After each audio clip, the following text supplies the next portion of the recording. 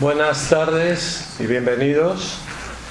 Cada vez que se abre un libro nuevo, un libro de poesía que contenga poesía, porque hay libros de poesía que no contienen poesía, pero cuando aparece un libro de poesía que contiene poesía, yo creo, y no digáis que es una cursilada, creo que se ensancha el mundo, que el mundo se hace más grande y más hermoso.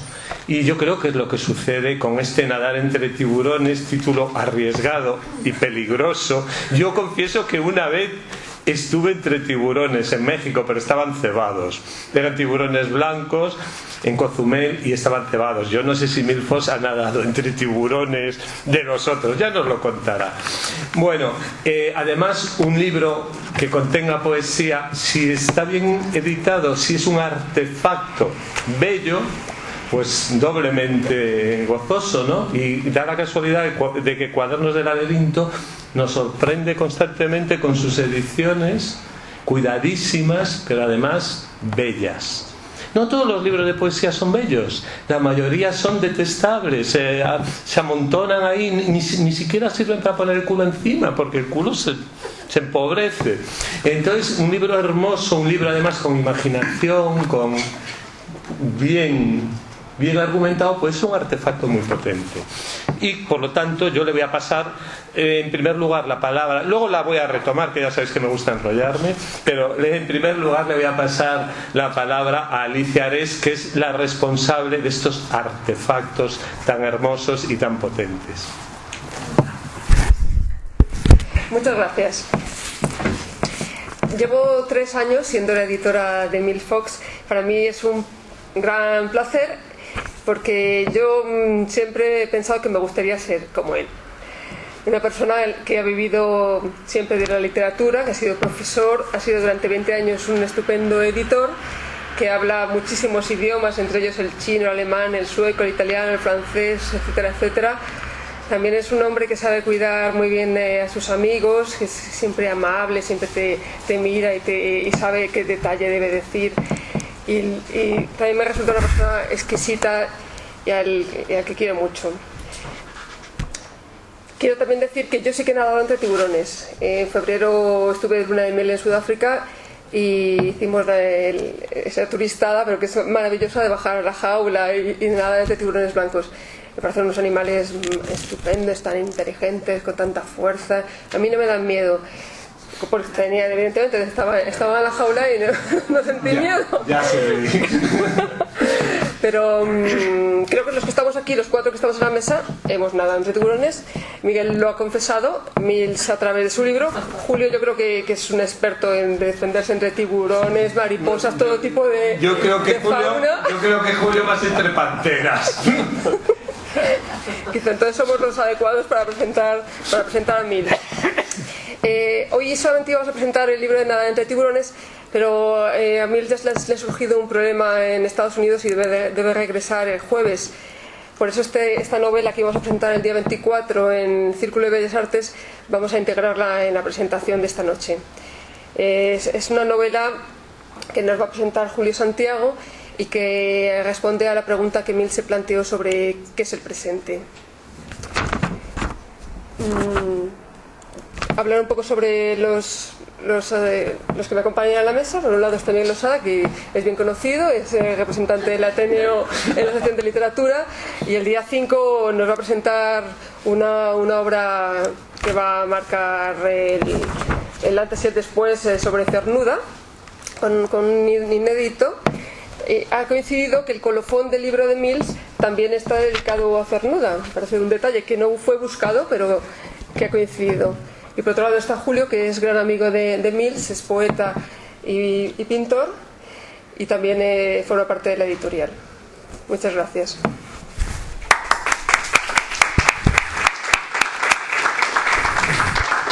Bueno, pues yo, para no enrollarme, y como el prólogo es muy justito, les voy a leer el prólogo, que para eso se escribe. Alabanza y condena del espíritu humano. La poesía de Emile Fox es un milagro, una celebración de la existencia. alabanza y condena del espíritu humano. Un milagro que viene a atestiguar el valor de estar vivo hasta la última gota del día. Canto de lo esencial, sabiduría de la vida. Frente a tantos poetas que solo saben quejarse y ladrar a la luna, Mills se muestra orgulloso de sus heridas, feliz de haber vivido, siempre dispuesto a salir de las ruinas del pasado en pos de nuevas aventuras, quizá aventuras pequeñas, que ponen en evidencia el valor de las cosas sencillas, esenciales, como la importancia del ajo, de una simple moneda de 5 céntimos o de beber un vaso de buen vino. La suya es una poesía de lo instantáneo, que deja fuera todo lo que no es imprescindible en el poema. Reivindicación de la existencia, pero no un vano recrearse en el hecho de vivir, pues la contradicción, la duda, son necesarias, y esta obra está atravesada por una hermosa lucidez. Esa reducción a lo esencial lírico no impide el juego del concepto, un juego en el que las palabras se combinan alegremente para crear entre ellas complicidades contagiosas. Las copas y los copos de nieve, las facciones y las ficciones. En esa esencialidad poética, el autor no se detiene en los nuevos artificios al uso. Lo que se busca es que el poema respire libremente, la difícil sencillez, aquello que decía Lope de Vega, el verso claro, el borrador oscuro. Lo que no impide que nos encontremos ante una obra altamente imaginativa, con hallazgos magníficos en su concisión. Los pájaros de mi imaginación levantan el vuelo. A veces, rozando el absurdo en algún texto, al mostrar una escena que parece no decir nada, pero que te hace pensar, y cuando piensas te das cuenta que lo dice todo. Por ejemplo, ese coronel que le indica al recluta: deja que tu abuela se muera en paz. Así de seco, de conciso. A primera vista parece casi una tontería, pero lo meditas. Un coronel, un recluta, la muerte. O en el poema La estética del mal, en el que no sabemos muy bien quién es el personaje que ayuda a las damas a ponerse un abrigo de pieles. Si un amante, un marido, que pareciera, pero no es difícil pensar que sea la muerte. Así, con muy pocos versos, siempre escuetos, precisos, se nos abre todo un mundo de sugerencias. Nada sobra. La palabra siempre exacta, tan lejos de los fuegos de artificio a que son dados muchos poetas actuales. A veces parece esos bocadillos que acompañan las viñetas de los cómics. El pequeño se me acercó, me cogió la mano y la mordió. Como si estuviéramos ante una viñeta, como en las célebres cousas de Castelao. Y creo que no viene mal recordar al gran escritor gallego, porque también aquí nos encontramos ante unos textos de profundo contenido ético. Textos que hablan de una manera de vivir, de conducirse ante los demás sin imponer criterios, pero con la seguridad del que conoce bien el mundo. Contra los demagogos, contra los que solo saben gritar para imponer sus intereses, contra los enemigos de la libertad. Contra una poesía con las tripas llenas de moscas. Por eso nos resulta tan importante su sentido del humor, que por momentos parece impregnado de cierta socarronería, algo muy español, muy pegado al pueblo. Porque Milfos, a pesar de su apellido y de haber nacido a muchos kilómetros de nuestra tierra, es muy español, muy nuestro. Sabe comprender nuestra manera de ser y de estar en el mundo, nuestras contradicciones, nuestras virtudes y defectos. Siempre atento a todo lo que pasa a su alrededor, ante las miserias cotidianas, ya sean unos niños que ven cómo los echan de su casa, o esa anciana de 90 años a quien ya no le queda nadie en el mundo. Unión de vida y poema, que no poesía biográfica, Pues que el hombre es menos importante que su obra. La biografía queda fuera porque ya está dentro del poema, implícita. Y en el centro de esta celebración, de este reconocernos mutuamente como un inmenso tsunami que todo lo concita, encontraremos el amor. Amor universal e ilimitado hacia el ser humano. Las apariencias externas no importan aquí. El pelo grasiento, caspa, el mal aliento, dice en un poema. Lo que importa es la capacidad de amar a los demás. Porque el mero roce de una mano significa más que las joyas más caras. Porque es en el territorio del poema donde se vuelcan las cicatrices del alma. Cada vez que se escucha a un poeta, vemos el mundo entero pasar ante nosotros. Pero el tiempo está ahí. Somos tiempo. Y hay una vieja dama que acecha en el jardín. Tantas cosas que aún quedan por decir. Porque nunca se está seguro de nada. Y esta poesía tan exacta, tan llena de misterio, a veces avanza en medio de la bruma, buscando encender una lámpara, buscando siempre una salida, entre puertas que se abren y se cierran, nadando entre tiburones.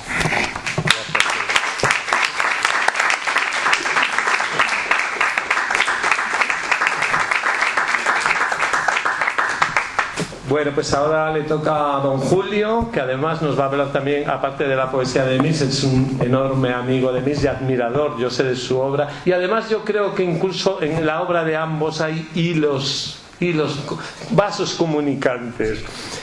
Julio Santiago. Sí, hay vasos comunicantes de un gran diámetro. Buenas tardes, noches a todos. Yo voy a decir muchas cosas, pero esto va a ser un rápido collage. En primer lugar quiero dar las gracias al Ateneo por acogernos. Gracias, Miguel, por estar siempre ahí. Miguel Losa fue una de las primeras personas que yo conocí dentro del mundo artístico, dentro del mundo emocional, cuando llegué hace 18 años a Madrid. ¡Tanto! Claro, yo soy un niño de provincias y llegué a la provincia. Y bueno, cuando llegué a Madrid, la verdad que me encontré con Miguel y siempre ha sido una persona incondicional artísticamente, pero sobre todo emocionalmente. Luego, después de mucho indagar con editoriales, dar tumbas y dar tumbos, como diría nuestra querida Gloria Fuertes, me encontré con Alicia Ares y después de firmar con 8 editoriales y haber colaborado con otras tantas, me quedo con Cuadernos del Laberinto, porque Alicia Ares es esa editora que yo le contaba un día a Mills, que sabe hacer lo que el escritor ha pensado. Y eso dice mucho de su capacidad de escucha, dice mucho de su arte como editora, como maquetadora y también como autora. Y creo que hay muy pocos editores que se quieran mojar con los autores que publican, y hay muy pocos editores que tienen un contacto íntimo con los autores, y en este caso ocurre así. También gracias a Carlos Augusto Casas por lo que te toca, ella. Y Mills, pues podría decir muchísimas cosas de Mills. Mills es una persona a la que conocí de forma indirecta a través de Gloria Fuertes y de forma directa pues a través de un editor común que teníamos antes, que ya lo hemos desheredado y que ahora nos hemos quedado con nuestra querida Alicia Ares. Imagínense, yo pensaba, ¿no?, cuando leía estos últimos borradores que luego se han convertido en la novela y en el poemario de Mills, yo pensaba, claro, Mills, una persona que nació y se crió en Norteamérica, en el seno de una familia yankee, que desde muy pequeño quiso y amó a la literatura profundamente y a la pintura, que es un niño que desde que tenía 10-11 años, por motu propio, empieza a leer originales y aprende así los idiomas. Y este señor que ven ustedes aquí sentado, pues dice, no, yo soy, él dice siempre que es bilingüe, no sé si es que tiene una lengua bífida, pero desde luego yo el otro día en casa cenando yo conté 8 idiomas que sabía leer, que sabía escribir y que sabía hablar perfectamente. Pero esto no lo es todo, es decir, él no es políglota, él es polipolíglota. Porque por claro, políglota se llama a un español que sabe lo básico de español y que durante toda su vida intenta aprender inglés, ¿no? Que eso ahí podría ser una de las definiciones de español. Mills a mí me sorprende porque claro, era un niño que desde muy pequeño fue curando su cabeza no solo de idiomas diferentes, sino de lecturas diferentes en su lengua original. Es una persona que sintió inquietud por dar la vuelta al mundo, la ha dado muchas veces, sintió inquietud por enseñar esas lenguas, las ha enseñado, sintió inquietud por vivir en muchos países diferentes, los ha vivido de una forma muy estrecha. Y él, pues, llegado ya a una edad incierta, después de haber abandonado aquella universidad, bueno, se formó en una universidad donde también el asiento previamente ya lo había calentado Einstein, en la universidad de, creo que se pronuncia así, o por lo menos Ana Botella lo pronunciaría así, la universidad de Princeton o algo así, ¿no? Sí, o si no, o un café con leche, ¿no? En la Plaza Mayor, ¿no? Bueno, of the Plaza Mayor ya, ¿no? Mills, yo, claro, es decir, tiene esa mentalidad de collage, de imágenes poéticas que ha ido forjando él con mucho esfuerzo, obviamente, pero también con mucho interés por todo lo que era la cultura. Él es un hombre de una formación totalmente humanista. Se metió en la universidad, él no está muy contento con el resultado de la universidad porque creo que los alumnos norteamericanos son un poco desagradecidos. Él era catedrático de lenguas modernas, ¿no? Y creo que, bueno, pues alguno despuntaba. Yo creo que hubo un buen momento en aquella docencia cuando se les ocurrió invitar como profesora a Gloria Fuertes para impartir clases de literatura española y también historia de la literatura española, que aquello fue en el curso 62-63 y fue realmente el punto de partida en nuestra relación de amistad y artística antes de yo nacer. También quiere reconocer que Mills, que lo ha mencionado antes Alicia, también fue un prestigioso editor en una editorial que se encargó de difundir precisamente esas lenguas modernas a través del ensayo, la novela y estudios bastante serios de literatura.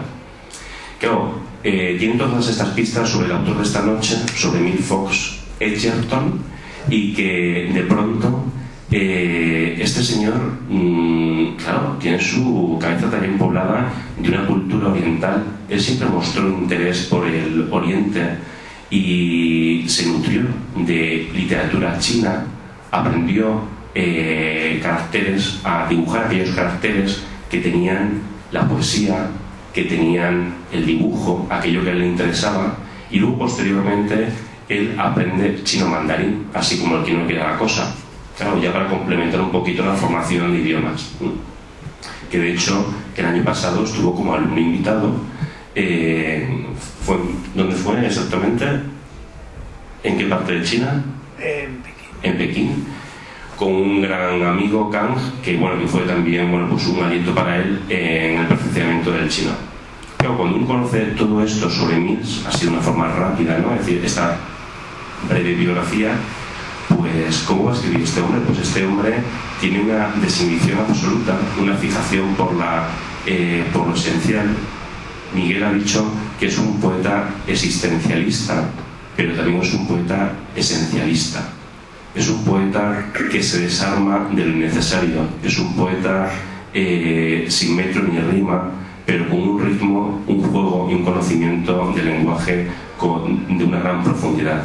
Yo creo que solamente el sabio puede hacer los desnudos integrales que nos hace Mills en la literatura.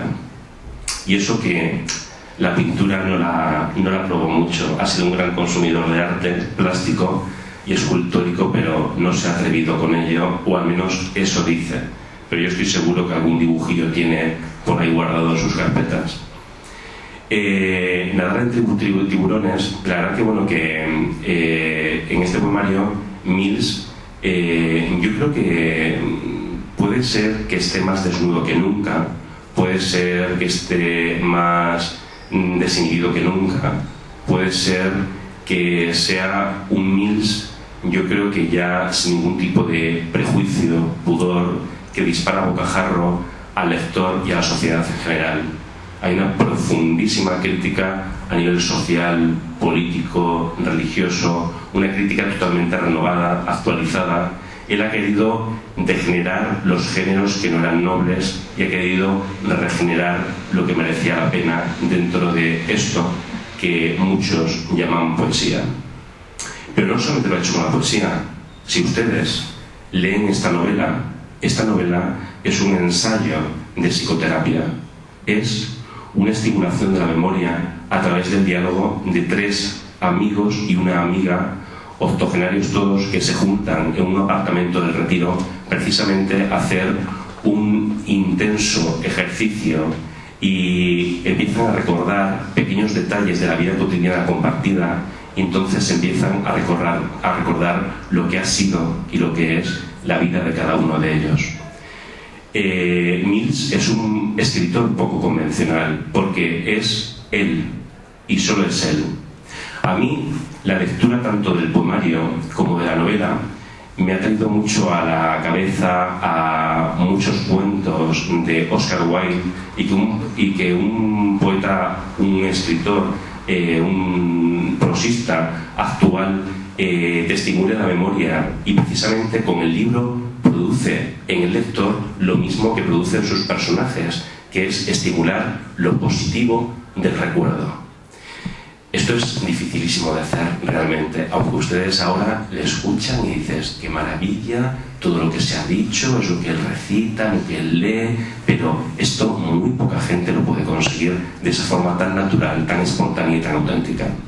A mí también me ha recordado, cuando yo estaba leyendo concretamente el poemario, yo me acordaba de uno de mis cuentos de infancia, preadolescencia, que había, porque Mills era ese mendigo que estaba en un portal por donde todos los días pasaba uno de los grandes señores multimillonarios que vivían en ese edificio, y todos los días cuando este multimillonario bajaba con su traje, chaqueta, corbata, maletín, su escolta, estaba el coche a la puerta esperándole y salía, y este mendigo todos los días estaba ja ja ja ja ja ja ja ja ja ja, se estaba riendo de una forma desmesurada, y claro, y se quedaba extrañado el millonario mirando al mendigo como diciendo, ¿de qué se reirá esto?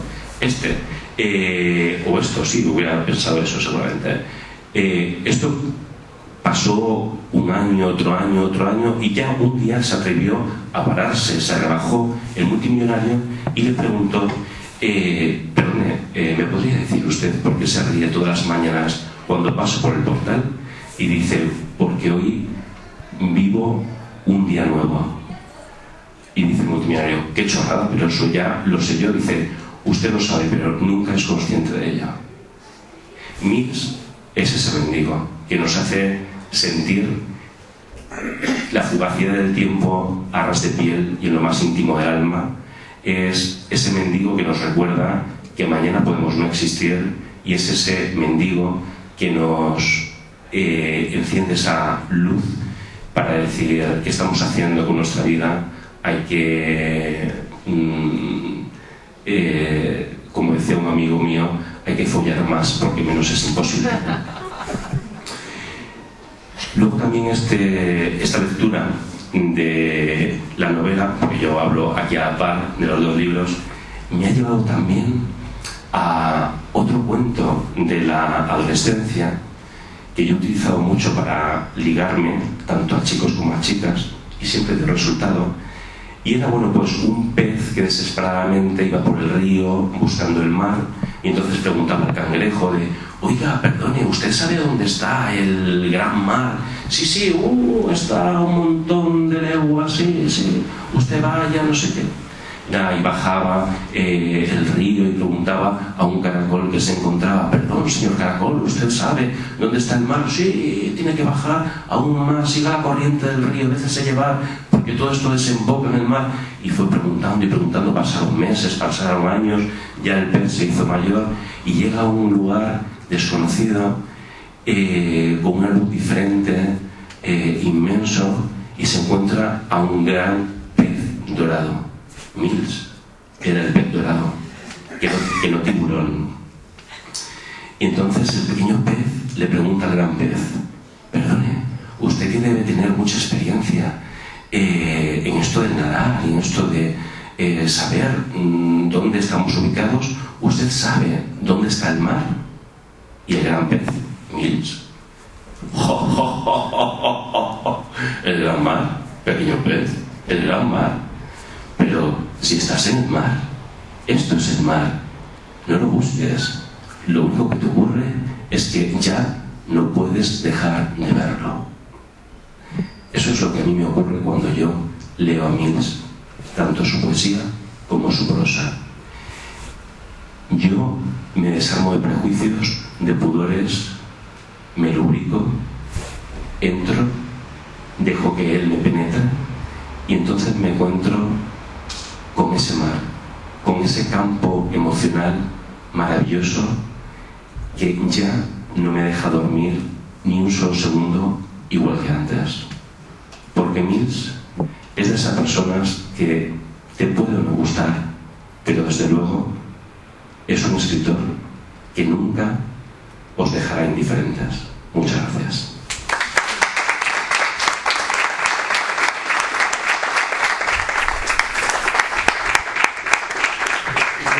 Gracias, Julio.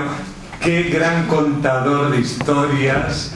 Qué gran paralichino de los púlpitos se ha perdido.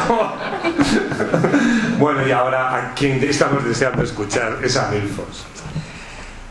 Pues en primer lugar debo decir que, claro, los poetas en principio disponemos de un léxico amplísimo y muy preciso, pero yo me encuentro en este momento con que no tengo palabras suficientes, palabras exactas para agradecer a mis tres amigos lo que han dicho de mí y de mi obra.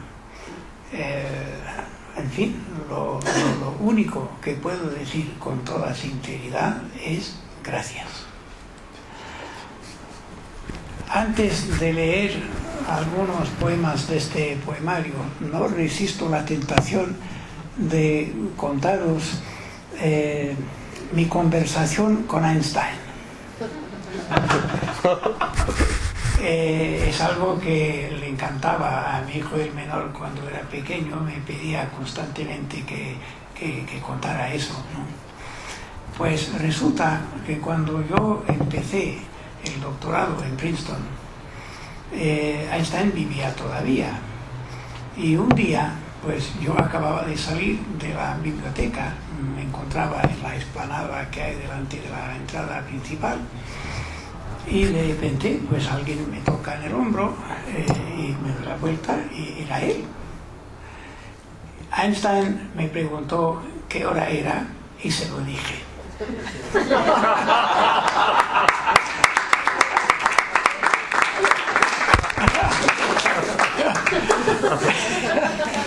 Es verdad, es verdad. Bueno, os voy a leer poemas de la primera parte de este libro, y eso lo tengo que hacer con este catarro porque, en fin, ya no leo muy bien sin la ayuda de una cosa de este tipo, ¿no? La nada. Si de mí no va a quedar más que un breve eco, atado por el pasado, habré vivido poco y mal.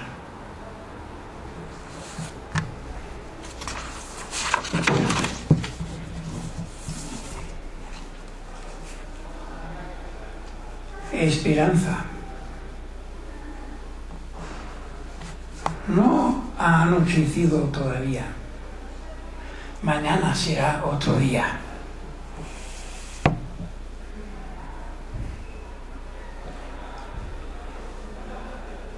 Me tomaba un vinito blanco,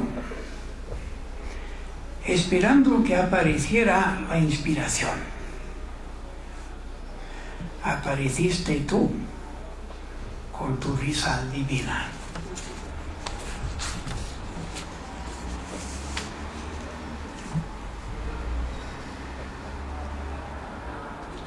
He venido andando con viento y lluvia.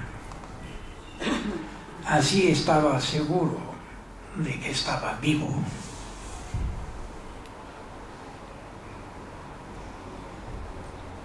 Dinosaurios.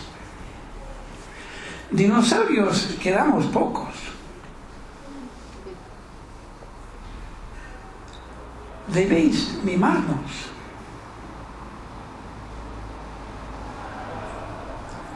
Que somos testigos de lo que ha pasado antes de que vosotros nacierais. A ver si así se evita que vosotros también desaparezcáis de la faz de la tierra.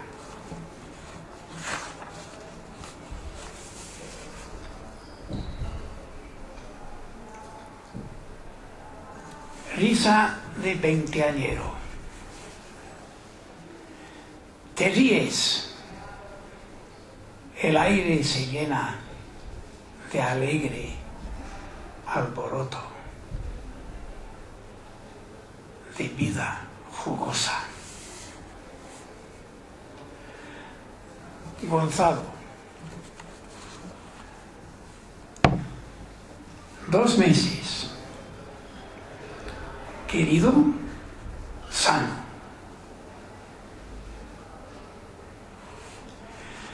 Te deseo mucha suerte en esta vorágine en la que has nacido.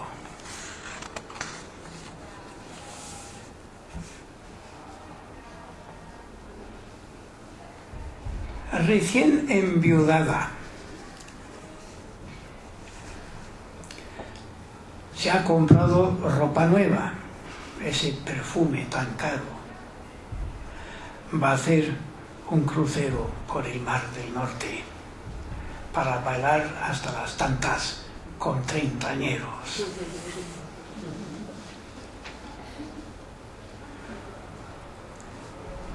Soltó una carcajada, pidió perdón. Solo ha sido un eructo. Si al menos hubieras pronunciado correctamente.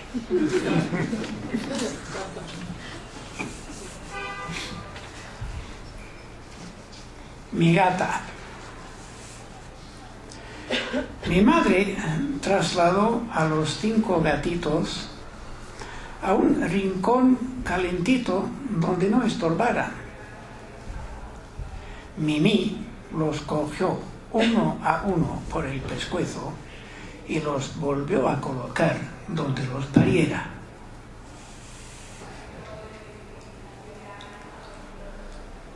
Niña en la acera. Ahí estás, entre padres, abuelos, hermanos mayores, soñando con tu bebé de plástico que duerme en el carrito que en miseria empujas adelante por la acera.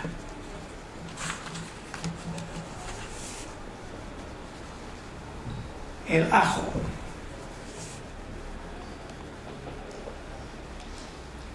Hijo de la lenta tierra, traes tus ricos jugos a la mesa de los pobres.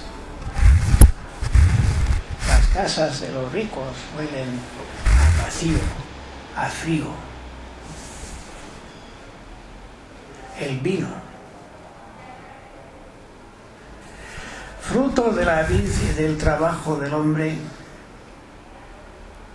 da sabor a las viandas, agudiza el espíritu, agiliza la lengua.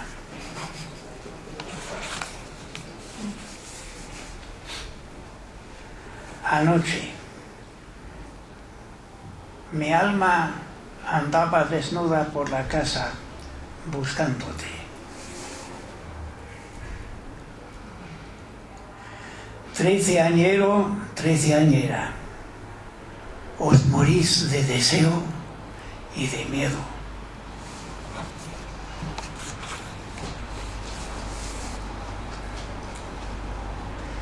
te quiero.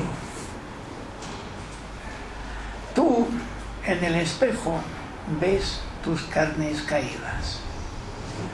Yo en la cama acojo a una diosa griega. No sé, adelante.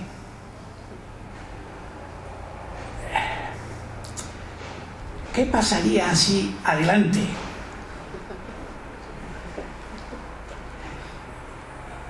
¿Quieres que me muera? Quiero que vivas.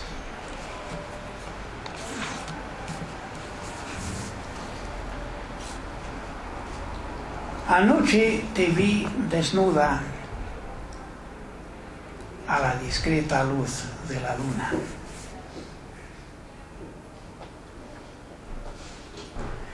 Buscando refugio de reminiscencias sin misericordias, llegué a esta playa tahitiana,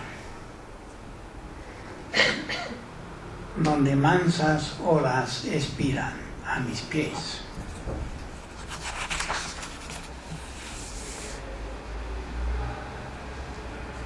Aliento.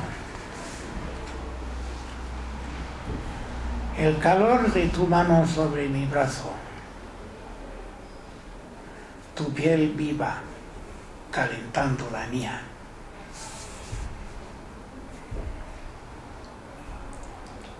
La vi de espaldas. Me fui. Antes de que se volviera.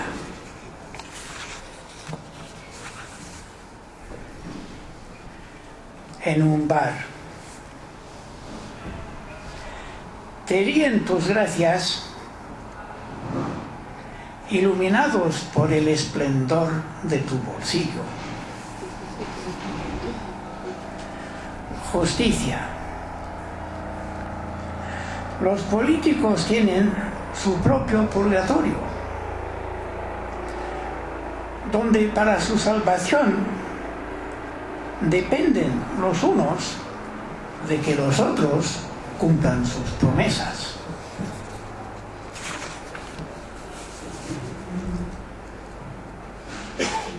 Tocas tu guitarra como si estuvieras haciéndole el amor.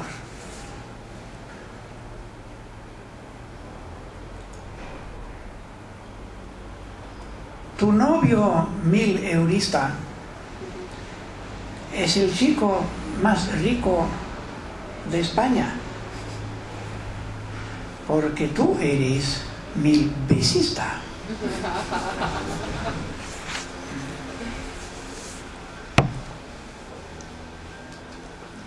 Tú gritas al cielo con los puños cerrados. Yo me escondo para lamerme las heridas.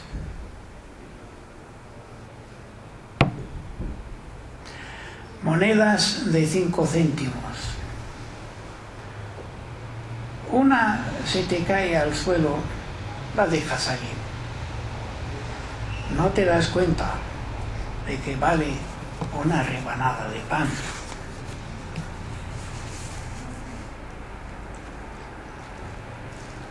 Todo está en ruinas, pero las mías son mejores que las tuyas.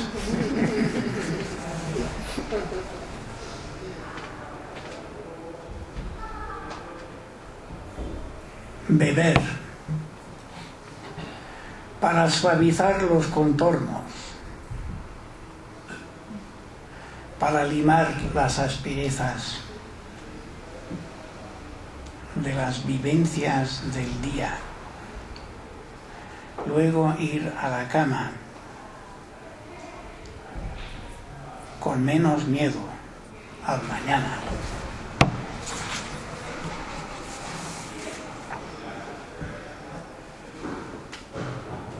El color que más me gusta, el de tu sonrosada piel desnuda.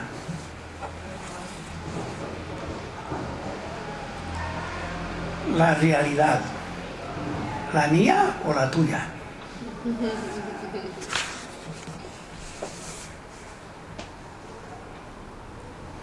otros soles, otras tierras, la Vía Láctea, lejanas galaxias, que son y siempre fueron. Si es así, no hay quien escuche nuestras marchas fúnebres, nuestros suspiros de amor. Paso a paso,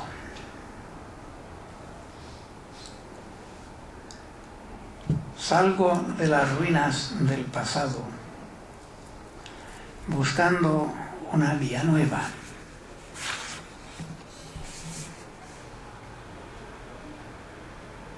Recuerdo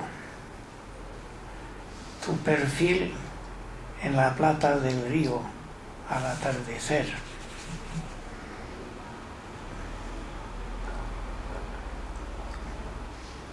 Sí, pelo grasiento, caspa, mal aliento, corbata manchada, pero ama al prójimo.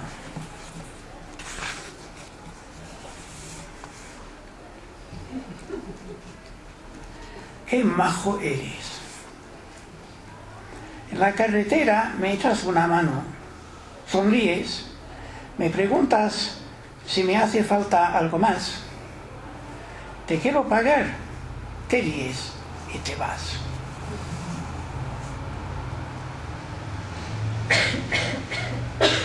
Manos tímidas. Sin mirarme, pusiste tu mano sobre la mía. Metiste tus dedos nerviosos entre los míos. Cogí tu mano libre,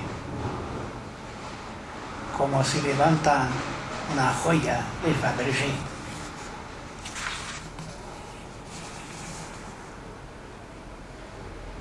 El ratón.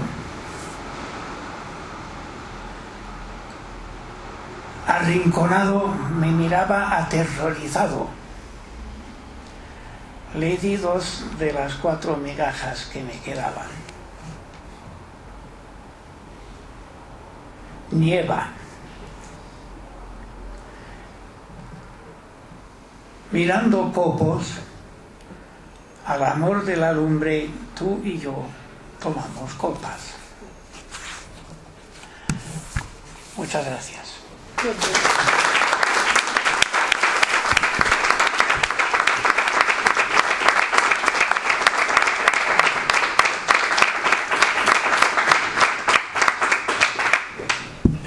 Mills ha leído solo la primera parte del libro, lo cual quiere decir que ustedes pueden leer las siguientes. Ahí los tienen y se los pueden llevar para casa. No sé si, supongo que es que se cansa un poco también de leer. A lo mejor luego nos puede leer algún poema más para cerrar, pero yo creo que estaría bien entablar un coloquio con el señor que le dio la hora a Einstein. Creo que tendréis algunas cosas que preguntar o que comentar, quizá, ¿no? Si les apetece, y si le apetece a Mills, claro.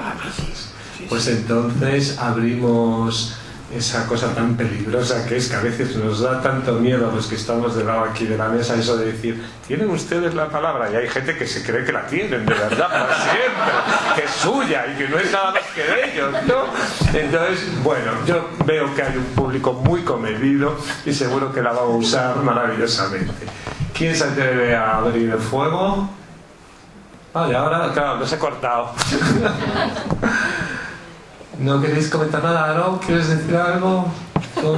Fíjate, ha habido una cosa curiosa. Julio sí ha nombrado todo ese peso de Oriente que hay, porque él además ha leído en chino, ha dibujado en chino, yo no sé. Y sin embargo, ni a mí se me ocurrió, ni a él se nos ocurrió, y ahora al leerlo está muy claro que muchas veces son haikus lo que escribe Mills. Pero son haikus no en la forma que también se aproxima, sino en el fondo, son haikus por dentro. El haiku es precisamente eso, esa esencialidad, esa cosa misteriosa que a veces queda en 3 palabras.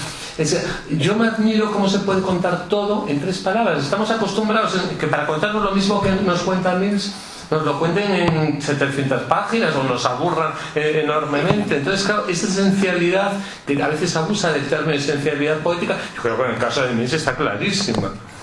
Pero bueno, preguntar algo. Ahora se ha animado. Sí que quería preguntar. Quería hacerle a Mills una pregunta dividida en 2.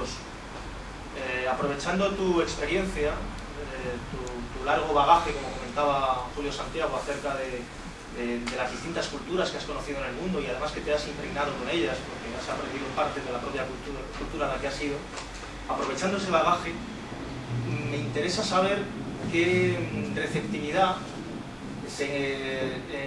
encuentras, qué diferencias de receptividad encuentra tu poesía en los distintos sitios a los que vas, las distintas culturas a las que acudes, en las que te mojas, en las que te impregnas, donde te enamoras, donde conoces gente a la que acabas queriendo y recordando el resto de tu vida y luego incluso la vas a visitar una y otra vez. ¿Qué diferencias encuentras en la gente cuando recibe tu poesía en uno y otro sitio? Y luego la segunda parte de la pregunta, ¿qué opinas acerca también de la propia literatura, del pensamiento? ¿De qué manera se está fortaleciendo, debilitando en esas culturas también a las que vas, independientemente del género, de la poesía, de la literatura, o sea, del ensayo, de la novela? Esa es un poco la pregunta dividida en 2. Pues mucho me temía que me ibas a preguntar qué pensaba del caso Bárcenas, pero...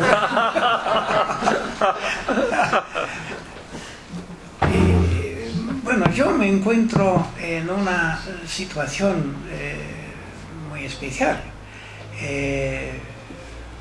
Hace años intenté escribir poesía en inglés y como he contado a algunos de los asistentes, pues un día pensé que como mi hijo el menor había hecho la carrera de literatura inglesa y americana y era un chico honrado conmigo, no me iba a mentir, pues le pedí que leyera lo que tenía escrito, a ver, en fin, si eso valía o no. Pues lo leyó y me lo devolvió diciendo, pues mira papá, esto no está mal. Volví a meter la carpeta en el archivador, donde sigue durmiendo. He escrito en francés, he publicado algo en Francia, en revistas y tal. Todo lo de mi relación con Francia es muy largo de contar y muy complejo. Y luego, claro, existe mi obra, digamos, en fin, altisonante, pero bueno, mi obra en castellano.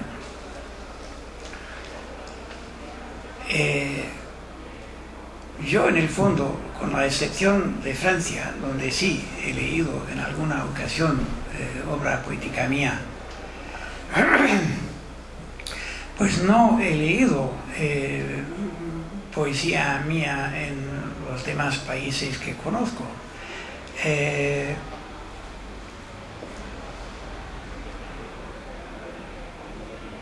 La literatura hoy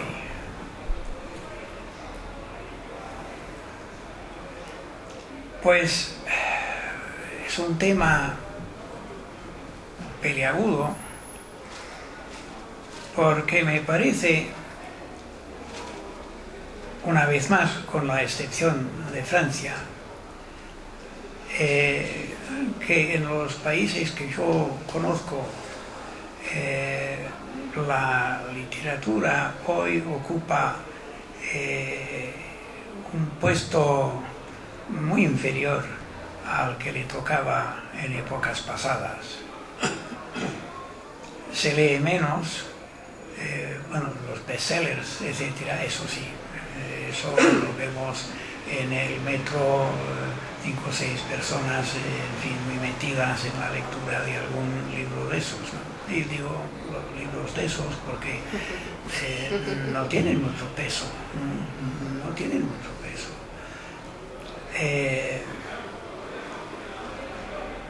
Y por otra parte, se escribe más que nunca.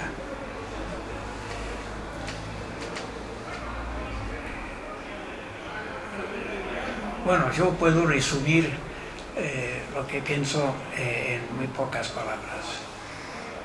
Hasta el año pasado, hasta cumplir los 81 años, pues yo he sido optimista, convencido de que el ser humano es por naturaleza bueno. Y claro, muchos jóvenes me dirán, pero pues ¿cómo has tardado tanto tiempo en darte cuenta de que eso no es cierto, de que es al revés? El ser humano es intrínsecamente malo. El milagro no es que haya gente mala, o en fin, lo sorprendente no es que haya gente mala en el mundo, es que haya gente buena. Hoy, en fin, si yo tuviera que autocalificarme con un solo adjetivo, diría que soy pesimista.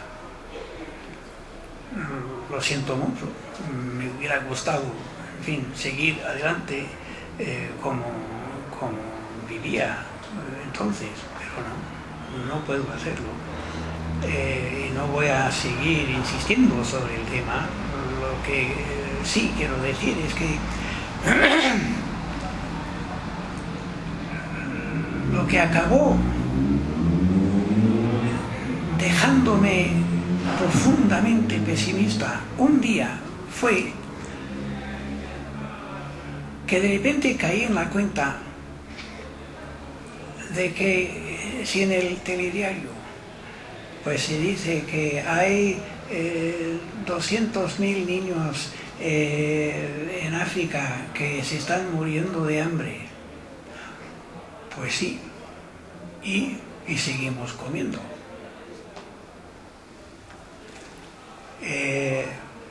¿Cuántos muertos hubo en el siglo XX, el más violento, el más sangriento de toda la historia de la humanidad? 100 millones en China, 40 millones en la Segunda Guerra Mundial, no sé cuántos, 30, 40 millones asesinados por Stalin y compañía. La guerra española, la guerra civil nuestra, y lo digo así, nuestra, porque a mí me pertenece también. Bueno, es una contestación un poco desordenada a tu pregunta.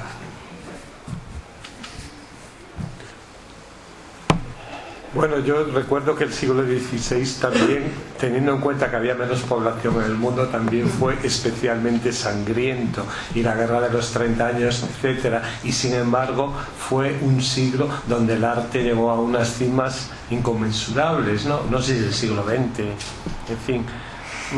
Bueno, pensemos que vas a ser, que a lo mejor dentro de 2 días te levantas y eres optimista otra vez, ¿no? Bueno, ¿seguimos con este tema o hay alguna pregunta que cambie un poco de tercio? Muy bien. Yo quería preguntarte mismo, bueno, primero un comentario para un poco a ver tu parecer. A mí aparte de esencial, tu poesía me parece muy plástica. Da la sensación que tú tienes una imagen en tu cabeza y tienes una capacidad para desarrollarla, ¿no? Me dices tu impresión, si te parece, y también me interesa tu proceso de escritura. Tengo curiosidad por saber si corriges mucho, si ahí hay un proceso de lima, o más bien te sale así y tienes esa capacidad para desnudar la realidad y darnos tu producto estético. Bueno, voy a contestar la segunda parte. Para empezar, no sé cómo eso empezó. Es decir, que hace años cuando empecé a escribir poesía, yo llevaba en el bolsillo un cuadernillo y un bolígrafo. Y sobre la marcha, en el metro, en una exposición de pintura, en fin, en todos los sitios por los que pasaba, pues me impactaba cosas, me fijaba en algo sin saber por qué, ¿no? Algo me atraía y apuntaba 4 o 5 palabras en el cuadernillo. Y uno de los aspectos misteriosos de todo este proceso, ¿no?, es que nunca entendí por qué me salían esas palabras. Y luego, esto en mi apartamento, con una copa de cava, o 2 o 3, pues cogía una vez, 2 veces a la semana el conjunto, los apuntes, y pues allí en un cuaderno más grande, ¿no?, pues elaboraba los borradores de los poemas. Ahora, si corrijo mucho, a veces, es excepcional, pero en fin, a veces un poema me sale bien de entrada, no hay que tocarle, ¿no? En la mayoría de los casos sí. Y lo que hago es dejar, digamos en sentido figurado, pues lo dejo todo en un cajón, ¿no? Luego vuelvo a verlo, lo retomo al cabo de 1 mes, 2 meses, y allí sí veo con más objetividad si hay que hacer un cambio o no. Lo que hago sobre todo es suprimir lo superfluo, ¿no? Y allí hay un tema que me interesa mucho, pero aquí, en fin, no lo podemos tratar, que es el castellano como lengua literaria, como vehículo literario. Tiene unas ventajas, ¿no? El día que pueda, pues voy a escribir un ensayo que llevo años, en fin, elaborándolo en mi cabeza sobre ese tema.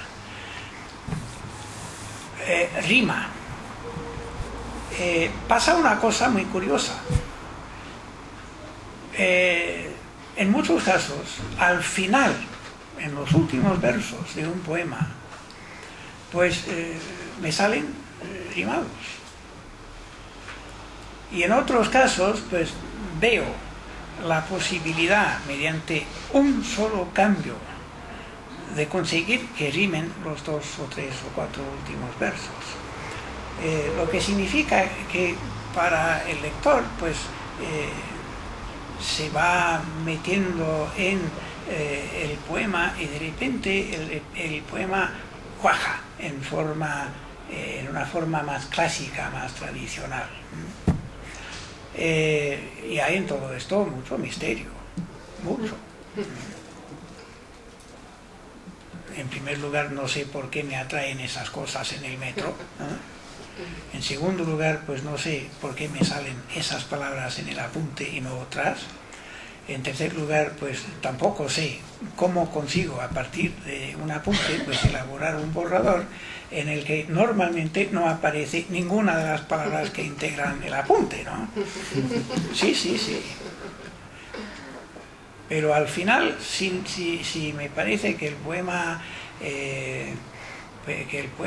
está bien, pues sí. Y yo me quedo normalmente con menos de la mitad de los poemas que escribo. Mucho menos, sí. Una cosa, Mir, porque, claro, ya no es novedoso decir en este santo país de Corpus y Procesión que creo que uno hace poesía que invita a la reflexión, a la meditación, ¿no? Porque como ahora se lleva todo lo zen y tal, claro. Pero claro, Mills lo lleva haciendo muchísimos años antes de que Nadie tuviera conciencia, bueno, mucho antes de que Rafael Alberti con María Teresa León hicieran aquel libro en los años 60 de haikus. Que a mí lo del haiku ni me va ni me viene, porque yo tengo precisamente una parodia del haiku que dice: haiku te pillo, haiku te mato. Pero yo creo que lo maravilloso de Mills, y esto a ver si ahora lo puedes argumentar de alguna forma, es que no es que Mills haga finales abiertos, sino que es que Mills tiene un poema abierto. Y es que el poema, la idea, por lo menos la idea cuando yo leo a Mills, es que tú vayas construyendo el poema con él. Él tiene un comienzo abierto, tiene un poema totalmente abierto en canal, donde tú integras lo que tú deseas, porque él te ofrece una situación, una imagen, un nombre, una acción, y tú elaboras el poema que tú deseas en cada momento y haces la interpretación que tú deseas. Yo creo que esa es la maravilla de la literatura de Mills, pero no solamente lo hace en poesía, lo hace también con la prosa, lo hace con la novela y lo hace con el ensayo. Y Mills, o sea, te ofrece un universo y él te dice: haz de mí lo que tú desees. Y a mí eso me parece, bueno, Mills. Y a ti eso te encanta, es lo que más te gusta. Mills, con todo mi respeto, me parece la mejor puta de la historia. Pues quiero comentar el tema del haiku. Y es una respuesta muy sucinta, ¿no?, a la pregunta que se me hizo aquí. Una vez, hace años, me salió espontáneamente un haiku. Yo no tenía ninguna intención de escribir un haiku, pero me salió así. Y siempre me gustó, pero ahora, desde la perspectiva que ahora es la mía, me gusta más. Y dice: exprimo bellas naranjas, el zumo es de limón.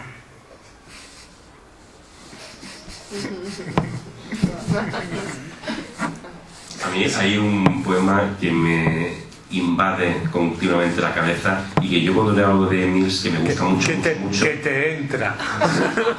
Yo siempre digo a Mills: no me lo expliques. Yo eso decía también a Mario Benedetti, a Gloria Fuertes, a Saramago, cuando leía algo de ellos que me gustaba mucho, yo decía, porque siempre decían, pues esto lo hice, y yo, no me lo expliques, porque yo quiero soñar siempre con este poema. A mí hay un poema que me invade y que lo tenemos puesto, de hecho, Amaya y yo en la nevera, con un imán, que dice: se murió cuando una flor le mordió la nariz.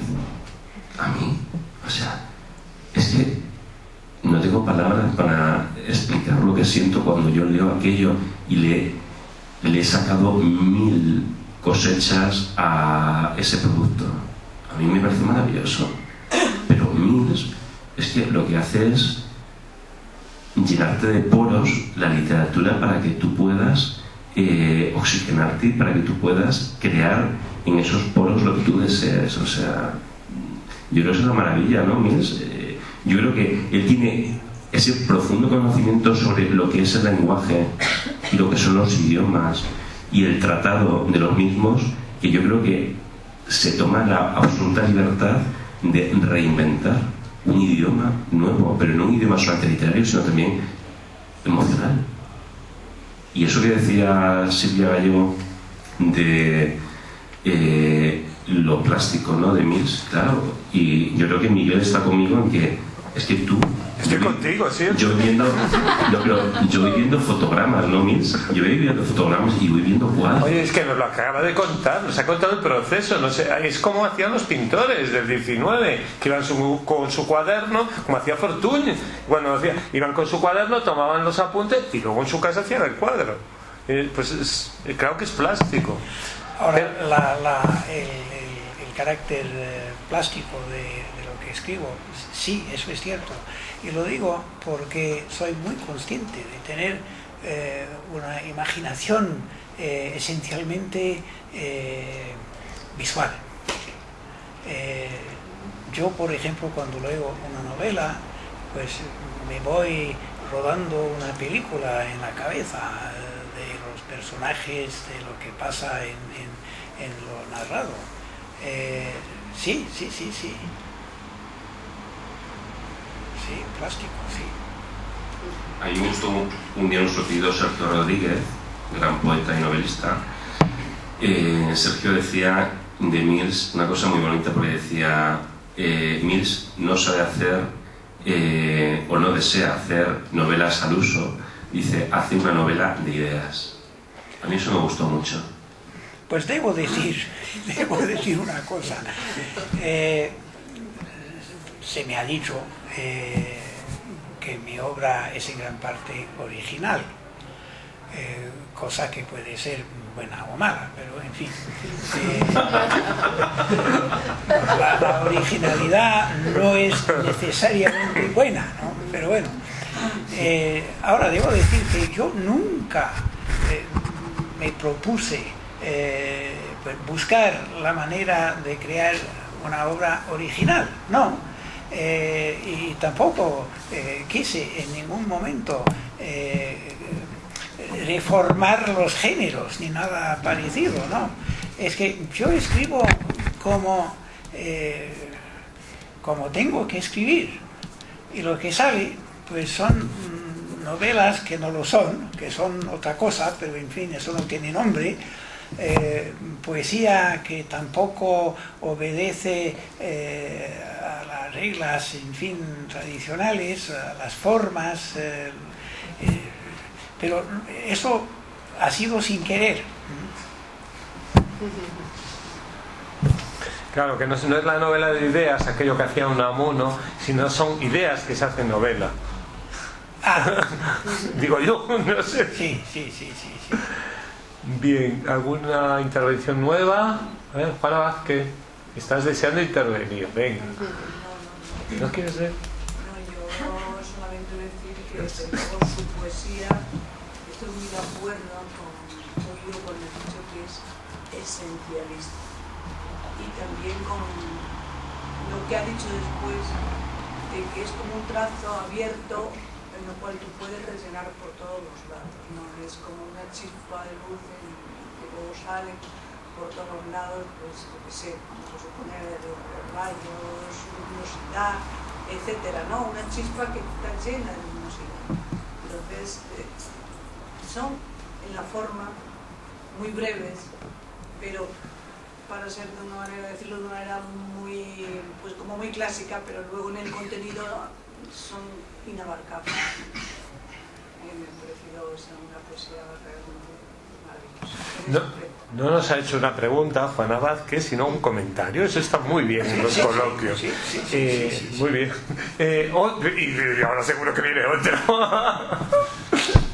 Disculpa que insista, ya que has mencionado que estuviste en Francia leyendo y has estado en España, al menos me gustaría conocer qué diferencias, qué matices de percepción en el público que te ha escuchado, en la gente, en los propios escritores o en el lector típico, qué diferencias has encontrado en esa receptividad relacionada con tu literatura. Bueno, ese es un tema muy interesante.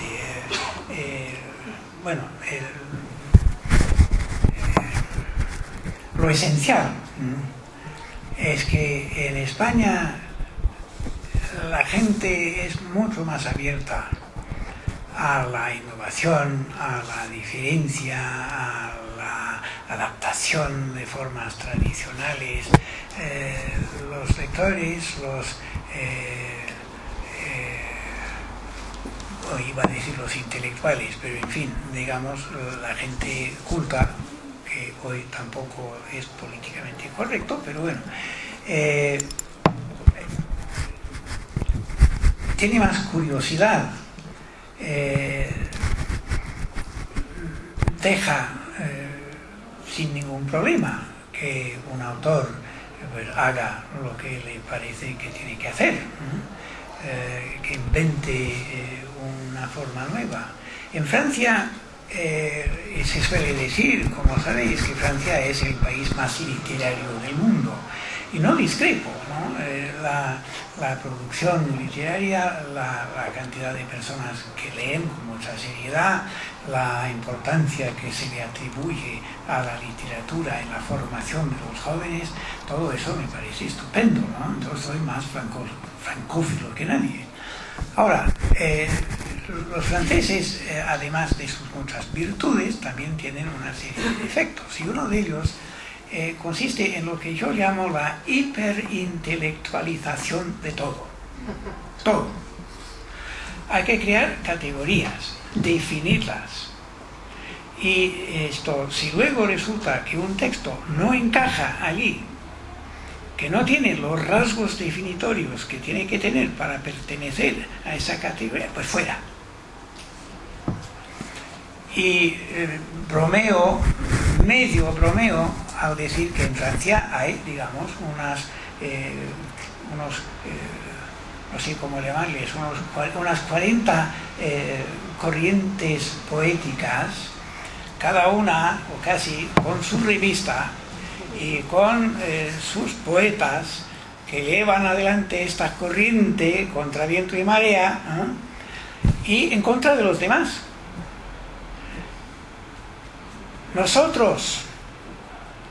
Lo que nosotros escribimos es poesía, lo demás no lo es. Ahora, resultó muy pronto que lo que yo escribía no encajaba en ninguna de las 40 categorías.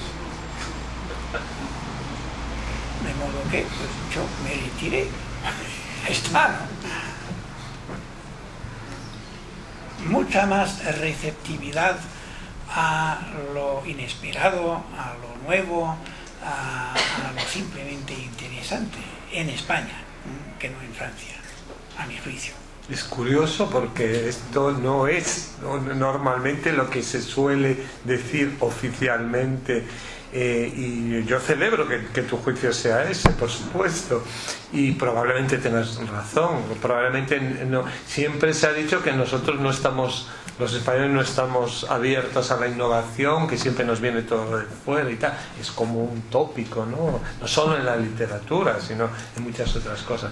Probablemente no es cierto, como casi todos los tópicos.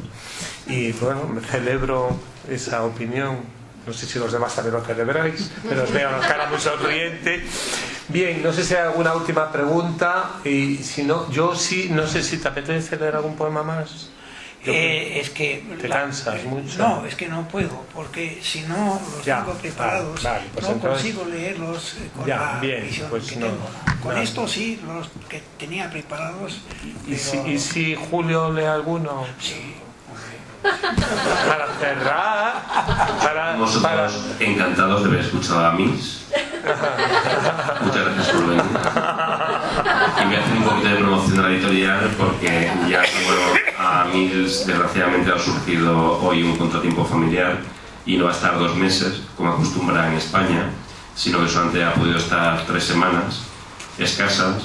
La novela, bueno, hoy hemos presentado en teoría Nadar entre tiburones, pero En busca del tiempo presente, su novela que se va a presentar el día 24 en Antonio Machado, pues no va a poder ser por ahora y seguramente se pospondrá a la próxima primavera. Y entonces Alicia ha tenido, bueno, pues la buena idea de traer las novelas por si alguien la quiere adquirir, pues antes de que se presente en primavera, y junto con el poemario que se presenta hoy. Yo creo que Mills ha recitado de una forma genial y no hace falta que yo recite su poesía. Muy bien, Julio, pues nada, entonces damos por cerrado el acto. ¿Sabes si quieres tú decir alguna cosa? Bueno, yo quería agradecer a los presentes vuestra presencia, precisamente, ¿no?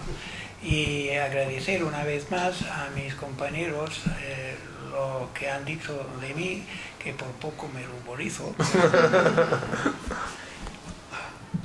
Y un agradecimiento muy especial a Miguel Losada por el prólogo. Bueno, sí, al leer el prólogo sí me ruboricé. Bueno, pues gracias, Mills, a ti. Gracias a ti por haber escrito este libro y gracias por nadar entre tiburones.